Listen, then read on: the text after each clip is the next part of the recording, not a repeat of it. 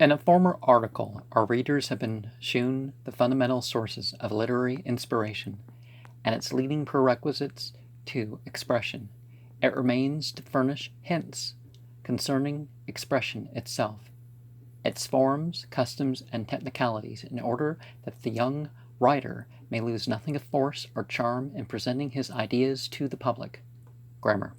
A review of the elements of English grammar would be foreign to the purpose of this department. The subject is one taught in all common schools and may be presented to be understood by every aspirant to authorship.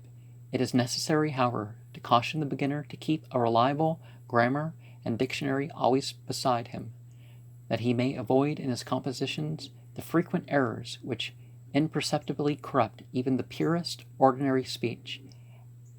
As a general rule, it is well to give close, critical scrutiny to all the colloquial phrases and expressions of doubtful phrasing, as well as to all words and usages which have a strained or unfamiliar sound. The human memory is not to be trusted too far, and most minds harbor a considerable number of slight linguistic faults and inelegancies picked up from random discourse or from the pages of newspapers, magazines, and popular modern books. Types of mistakes.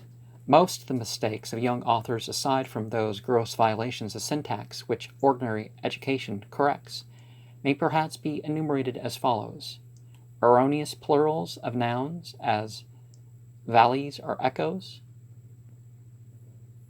barbarous compound nouns, such as viewpoint or upkeep; want of correspondence in number between noun and verb, where the two are widely separated, are the construction involved; ambiguous use of pronouns; erroneous case of pronouns, as whom for who, and vice versa, are phrases like between you and I, are let we who are loyal act promptly; erroneous use of shall and will, and of other auxiliary verbs; use of intransitive for transitive verbs, as he was graduated from college, or vice versa, he ingratiated with the tyrant; use of nouns for verbs, as he motored to Boston, or he voiced a protest; errors in moods and tensions of verbs, as if I was he, I should do otherwise,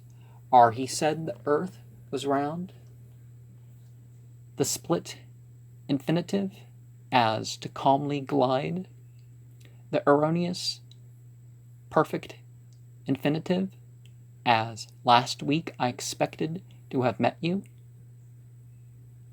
false verb forms, as I pled with him; use of like for as I strive to write, like Pope wrote; misuse of prepositions, as the gift was bestowed to an unworthy object, or the gold was divided between the 5 men; the superfluous conjunction, as I wish for you to do this; use of words in the wrong senses, as the book greatly intrigued me, leave me, take this; he was obsessed with the idea, or he is a meticulous writer; erroneous use of non-anglicized foreign forms, as a strange phenomena, are 2 stratas of clouds; use of false or unauthorized words, such as burglaries or supremacist; errors of taste, including vulgarisms;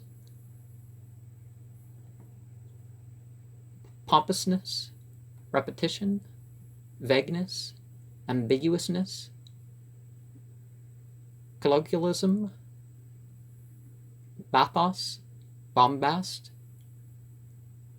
pleonasm, tautology, harshness, mixed metaphor, and every sort of rhetorical awkwardness; errors of spelling and punctuation, and confusion of forms, such as that which leads many to place an apostrophe in the possessive pronoun its. Of all blunders, There is hardly one which might not be avoided through diligent study of simple textbooks on grammar and rhetoric, intelligent perusal of the best authors, and care and forethought in composition. Almost no excuse exists for their persistent occurrence, since the sources of correction are so numerous and so available. Many of the popular manuals of good English are extremely useful, especially to persons whose reading is not yet extensive, but such works sometimes err in being too pedantically precise and formal. For correct writing, the cultivation of patience and mental accuracy is essential. Throughout the young author's period of apprenticeship, he must keep reliable dictionaries and textbooks at his elbow, eschewing as far as possible that hasty, extemporaneous manner of writing which is the privilege of more advanced students. He must take no popular usage for granted, nor must he ever hesitate in case of doubt to fall back on the authority of his books. Reading. No aspiring author should content himself with a mere acquisition of technical rules. As Mrs. Renshaw remarked in the preceding article, impression should ever precede and be stronger than expression. All attempts at gaining literary polish must begin with judicious reading, and the learner must never cease to hold this phase uppermost. In many cases, the usage of good authors will be found a more effective guide than any amount of precept. A page of Addison or of Irving will teach more of style than a whole manual of rules, whilst a story of Poe's will impress upon the mind a more vivid notion of powerful and correct description and narration than will 10 dry chapters of a bulky textbook. Let every student read unceasingly the best writers, guided by the admirable reading table, which has adorned the United Amateur during the past 2 years. This is also important that cheaper style types of reading, if hitherto followed, be dropped. Popular magazines inculcate a careless and deplorable style, which is hard to unlearn, and which impedes the acquisition of a purer style. If such things be read, let them be skimmed over as lightly as possible.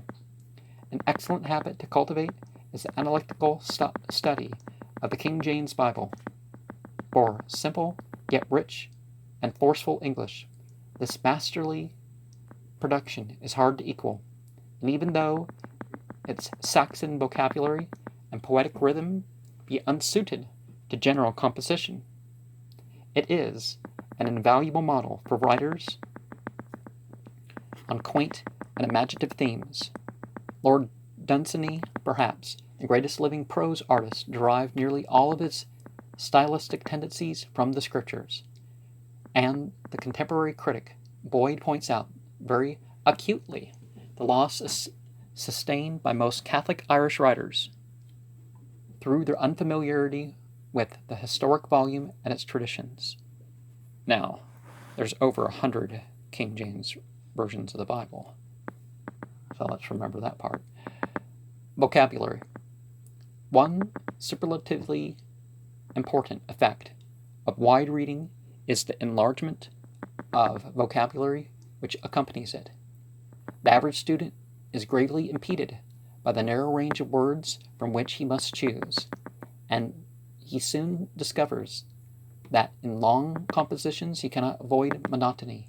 In reading, the novice should note the varied mode of expression practiced by good authors, and should keep in his mind for future use the many appropriate synonyms he encounters. Never should an unfamiliar word be passed over without elucidation, for with a little conscientious research we may each day add to our conquests in the realm of philology and become more and more ready for graceful, independent expression. But in enlarging the vocabulary, we must beware lest misuse of our new possessions. Lest we misuse our new possessions, we must remember that there are fine distinctions betwixt apparently similar words, and that language must be selected with intelligent care. As the learned Dr. Blair points out in his lectures, hardly in any language there are two words that convey precisely the same idea. A person thoroughly conversant in the propriety of language will always be able to observe something that distinguishes them. Elemental phases. Before considering the various formal classes of composition, it is well to note certain elements common to them all. Upon analysis, every piece of writing will be found to contain one or more of the following basic principles. Description are an account of the appearance of things. Narration are an account of the action of things. Exposition, which defines and explains with precision and lucidity. Argument, which discovers truth and rejects error. And persuasion, which argues to certain thoughts or acts. The first two are the bases of fiction. The third, didactic, scientific, historical, and editorial writings. The fourth and fifth are most employed in conjunction with the third in scientific, philosophical, and partisan literature. All these principles, however, are usually mingled with one another. The work of fiction may have its scientific, historical, or argumentative side, whilst the textbook or treatise may be embellished with descriptions and anecdotes.